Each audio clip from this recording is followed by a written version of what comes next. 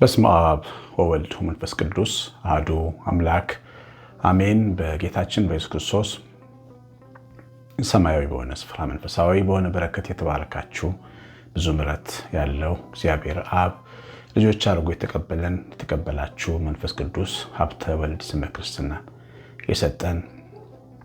የሰጣችሁ የተወደዳችሁ የእግዚአብሔር ልጆች ብሩካን እንደምን ቆያችሁ? ሁሉን የሚችል አምላክ ጌታ ስሙ የተወደደ የተመሰገነ ይሁን።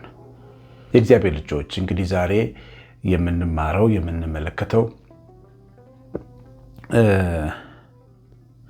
የተኛ ግን ንቁ ጌታ በሚል ርዕስ ነው።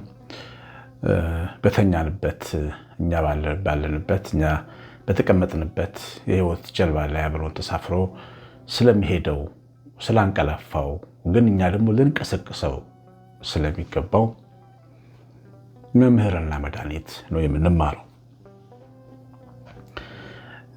ሉቃስ ወንጌል ምዕራፍ 8 ቁጥር 22 ላይ ከዕለታት በአንዱ እርሱ ከደቀ መዛሙርቱ ጋር ወደ ታንኳ ገብቶ ወደ ባህር ማዶ እንሻገር አላቸው። ተነሱም፣ ሲሄዱም አንቀላፋ። አውሎ ነፋስም በባህሩ ላይ ወረደ፣ ውሃውም ታንኳይቱን ይሞላ ነበርና ይጨነቁ ነበር። ቀርበውም አቤቱ አቤቱ ጠፋን እያሉ አስነሱት። እርሱም ነቅቶ ነፋሱን የውሃውን ማዕበል ገሰጸ፣ ተወም፣ ጸጥታም ሆነ። እሱም ለምን አላመናችሁም አላቸው። ይገርማችኋል። ቀደም ብለው እምነት ጨምርልን ብለው እነ ስምዖን ጴጥሮስ ጸልየው ነበር እና እምነት የሚጨመረው የሚመስል ሁኔታ እንደሆነ ለማስተማር እምነት መጽሐፍ ቅዱስን ገልጦ ቃል ማስተማር ወንጌል ማስተማር መነሻው ቢሆንም ግን ትልቁ ተግባራዊ ልምምዱ ኑሮ ነው፣ ህይወት ነው እና ወደ ባህር እንሂድ እንሻገር ያላቸው የመንገዱ እቅድ አውጭስ እሱ ራሱ ነውና እንሂድ አላቸው። ወደ ባህር ሁሌ መሻገር ባለበት መንገድ ማዕበል አለ። ጠላት እንቅፋት ሊፈጥር ይችላል።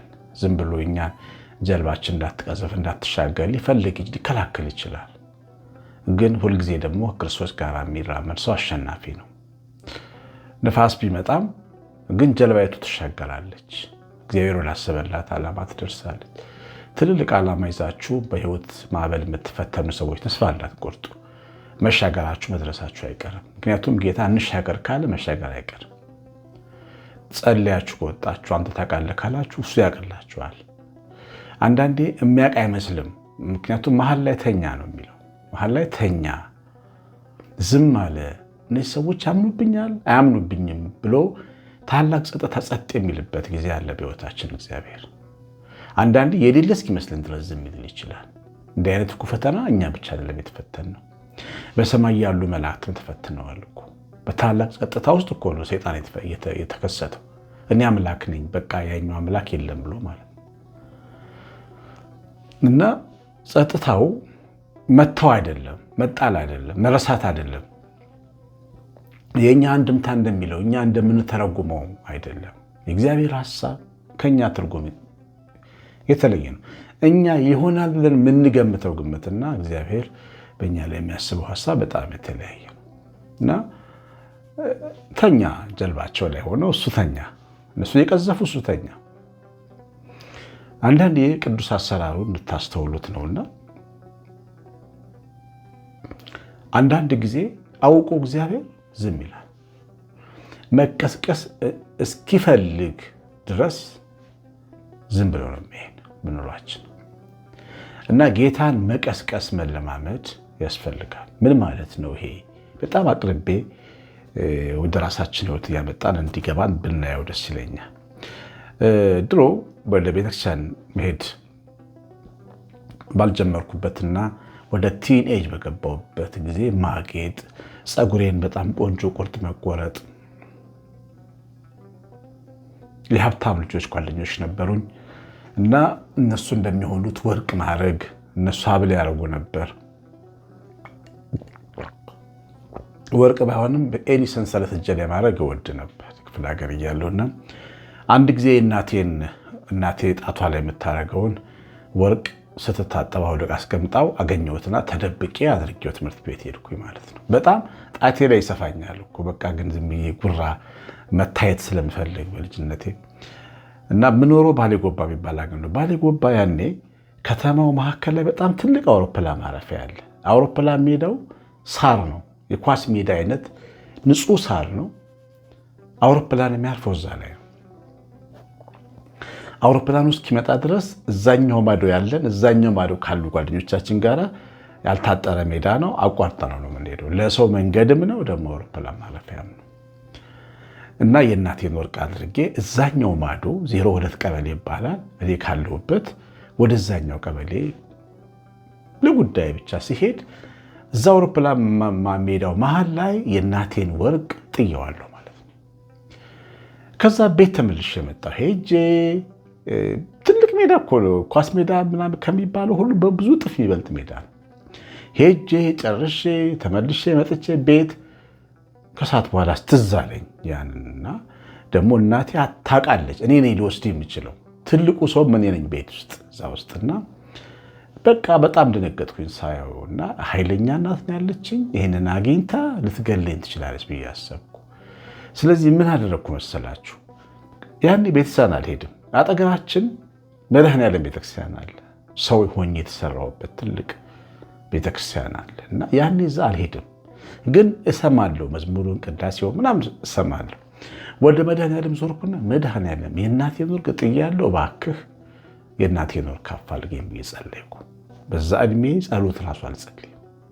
በቃ ጨነቀኝ። ወደ መድኃኔዓለም ፊቴን አዙሬ ጸለይኩ። ቀጥ ብዬ እፈልገዋለሁ ብዬ ተመልከቱ። ትልቅ ኳስ ትልቅ 3-4 ኳስ ሜዳ የሚያክልን አውሮፕላን ማረፊያ አቋርጬ አንድ ትንሽ ቀለበት ላገኝ እንዴት እችላለሁ? ተነስቼ የገባው ሜዳ ውስጥ እየፈለግኩኝ መሀል ላይ ስደርስ የእናቴን ወርቅ አገኘሁት። የሆነ አዲስ ነገር በውስጤ ገባ። ወርቅ የሚያፋልግ ቅርብ መድኃኔዓለም ነው ብዬ ማመን ጀመርኩ። ያን ያህል ቅርበት አልነበረኝም። ቤተክርስቲያን ሄጄ አልነበርኩም። በዛ እድሜ ግን ምን ተማርኩኝ? ጭንቅን የሚያካፍሉት የሆነ የጠፋብንን እንኳን የጣልነውን ጠግበን የጣልነውን ነገር እንኳን ጎንበስ ብሎ የሚያፋልገን እንደ ጓደኛም እንደ አምላክም የሆነ ነው መድኃኔዓለም ማለት ነው ብሎ ልቤ እንዲያስብና ቅን ልብ እንዲኖረኝ ለሱ አደረገኝ ማለት ነው። ያንን ነገር ይዤ መጣሁኝ። እናቴ ሳታስቀምጬ ከዛ ቁጣና ኃይለኛ ቅጣት ተረፍኩ ማለት ነው። ከዛ በላይ ግን እኔ ምንድን ነው የምረዳው? በልጅነቴ መድኃኔዓለም አጠገቤ ነው ያለው፣ እቤቴ ነው ያለው። ቀስቅሼው ተጠቅሜበት ግን አላውቅም። ያ ብዙ ጊዜ ጸሎት ለመጸለይ ስናስብ ችግር ሲገጥመን ወይ ስንታመም ነገሩ በጣም ሲሪየስ ሲሆን አንድ ሰው ምች መታኝ ወይም አመመኝ ብርድ መታኝ ሲል ቤት ውስጥ የሆነ የቤት ሕክምናዎች አሉ። አጥሚት መጠጣት፣ ዳማከሴ መቀባት አይደል ባህላዊ ነገሮች የምናደርግለት ቀላል ነው ብለን ስለምናምን እንደዛ ነው የምናደርግለት። እኛንን የምናደርገው ጉዳዩን በጣም ሲከፋ ግን ህመሙ በጣም ሲሪየስ ሲሆን አንስተን ወደ ጤና ጣቢያ የሚባል አለ መለስ ያለ እዛ እንወስዳለን። በጣም የከፋ ከሆነ ደግሞ አምቡላንስ አድርገን ወደ ሆስፒታል ይዘነው እንሄዳለን። እኛና እግዚአብሔር በጸሎት ጉዳይ በዋና ጉዳያችን እንደ አምቡላንስ ነገር በጣም ሲከፋ ለከፋው ነገር ብቻ ነው የምንፈልገው። ብዙ ጊዜ እግዚአብሔርን ይገርማቸዋል ምንቀሰቀሰው ለዚያ እንጂ ለትንንሹ አሁን ትንንሽ ነገሮችን ቢሆኑ እያንዳንዷን ጉዳይ ከሱ ጋር መመካከር መልመድ ያስፈልጋል። አንዲት እህቴ ስትናገር የሰማሁት ልንገራችሁ በጣም እንዲገባን ትምህርቱ። ሁሌ ጠዋት ከዩኒቨርሲቲ ተመርቃ ሆሳና የሚባል አካባቢ ነው የምትተማረችውና ዩኒቨርሲቲ ተመረቀችና መስራት ትፈልጋለች። የሆነ ስራ መቀጠርም አልፈለገችም። የምትቀጠርበትን ቦታ ስትሄድ በጣም ኮራፕትድ ነው። እዛ አካባቢ ዘመድ ፈልገው ነው የሚቀጥሩት። ይህ መቀጠር ስሜቷ ሁሉ ሞቷል። በቃ ግን ሁሌ በእግዚአብሔር ፊት ስራ ስጠኝ ብላ ትጸልያለች። ስራ ስጠኝ፣ መስራት እፈልጋለሁ፣ ጊዜ መባከን አልፈልግም፣ ወጣት ነኝ፣ ጉልበት አለኝ፣ አይምሮ አለኝ፣ አንተ አምላኬ ነህ ብላ በየቀኑ ለአምላኳ ስራ ትለምናለች። እና አንድ ቀን ደብረ ዘይት የሚባል ከተማ ነው ስታልፍ አንድ ዳቦ ቤት ትመለከታለች። ትልቅ ዳቦ ቤት ነው እና ሄዳ የዳቦ አደራደር ምናምን ደስ ስለሚል ስትገባ ስታየው በጣም ቆንጆ ዳቦ ነው ምናምን። ከዛ አነሳች፣ አንዱን ገዛች፣ ወሰደች፣ ቀመስኩት አለች። ስቀምሰው በጣም ያምራል፣ ግን ዳቦ እንደ ቤቱ ብዙ አላማረኝም አለ። እኔ እኮ የተሻለ ዳቦ መጋገር እችላለሁ፣ ምክንያቱም ቤቴ ውስጥ ለበዓል ለምናምን ዳቦ መጋገረው እኔ ነኝ። ለምን የተሻለ ዳቦ እኮ መጋገር እችላለሁ የሚል ሀሳብ አይምሮ ይስመጣለች። ከዛ ትንሽ ስራ መስራት አለብኝ ብዬ ትንሽ ዳቦ እየሸጥኩ በየሰፈሩ እያዞርኩ መሸጥ ጀመርኩ አለች። ያች ልጅ ዛሬ የናጠጠች ትልቅ ዳቦ ቤት ያላት ሴት ሆናለች። ዳቦ ቤት መክፈትን ያስተማራት መንገድ ላይ ስታልፍ ያየችውን ዳቦ ቤት እንድትመለከት ያደረጋት መድኃኒታችን ነው፣ አምላኳ ነው፣ የጸለየችለት አምላኳ። በጣም ብዙ ወጣቶች ስራ እንፈልጋለን። ብዙ ወጣቶች የምንፈልጋቸው ብዙ ጉዳዮች አሉ። ከዛ ውጭም ደግሞ አንዳንድ ጊዜ ግራ በሚገባን ጉዳይ ላይ ምን ትላለህ ማለት ይሁን፣ ምን ትላለህ እግዚአብሔር በሚገባን መንገድ ይናገረናል። ስላልተለማመድ ነው። አጠገባችን የተኛው ግን በጣም ንቁ ጌታ ነው። ተኝቶ የሚሰማ ጌታ ነው። ስለ ጠቢቡ ሰለሞን ሲናገሩ አባቶች አይኖቹ ተከፍቶ ነው የሚተኛው ይሉታል። አይኖቹ ተከፍቶ ግን ተኝቷል ይሉታል። እያየ ይመስላል ግን ያስፈራል ይሉታል ጠቢቡ ሰለሞን። ጌታ የዳዊት ልጅ ጌታ ኢየሱስ ክርስቶስ አይኖቹ ተከፍተው የሚተኛ ነው። ካልቀሰቀስ ነው ካልጋበዝ ነው ፈቃዳችንን ገፍቶ ስለማሄድ ዝም ይላል። ግን ደግሞ እያስፈቀድ ነው እየጠየቅ ነው በእያንዳንዱ ጉዳዮቻችን ላይ ስናማክረው በጣም ቅርብ ነው። ዛሬ ስለ ሰው በመናገር ልጨርሰው ትምህርቱን በጣም ይገባቸዋል ብዬ ስለማስብና የሆነ ውጭ ሀገር ሄድኩኝ እና ለአገልግሎት ሄጄ የምፈልገው አንድ ለእኔ ለክህነት የሚመቸኝ አለባበስ የሚሆን አንድ ልብስ ፈልጌ ሲሄድ ሲዝኑ አይደለም ለካ ብለው አሉኝ። በሚሄድበት ሰዓት ሲዝኑ አይደለም እና ልታገኘው አትችልም አለኝ አንድ ሞል ገብቼ ስጠይቅ። ከዛ አልሰማሁት። ቤት ገብቼ ማረፊያ ገብቼ ጌታ ሆይ እኔ አንድ ልብስ ማግኘት እፈልጋለሁ፣ ሲዝኑ አይደለም አውቃለሁ። እኔ የሄድኩበት ሲዝን የሙቀት ሲዝን ነው፣ የሙቀት ልብስ ነው ያለው። ለዚህ ለኢትዮጵያ አየር የሚሆን ቀዝቃዛ አየር ላይ ሲሆን የሚደረግ ምፈልገው አይነት ልብስ ነበርና ፈልገዋለሁና መግዛት ፈልጋለሁ ብዬ ጸሎት ይገርማችኋል። እና ተነስቼ በሌላው ቀን ደግሞ ሌሎች ጓደኞቻችን ነበሩ። ወደ ሞል ስንሄድ ገና እንደገባው በጣም ትልቅ ሱቅ አለ። እዛው ስገባ ምፈልገው በተሻለ ከለር በተሻለ ሁኔታ ተሰቅሎ አገኘሁ እና ጠየቅኩት። ሲዝኑ አይደለም ይሄ ልብስ እንዴት እዚህ ጋር ተቀመጠ ስለው አላውቅም አለ። ከዛ ምን አልኳቸው፣ እነዛ ልጆች እኛ እኮ ጌታችንን አልተጠቀምንበትም እንጂ አጠገባችን ሄዶ አብሮን ልብስ ያጋዛናል።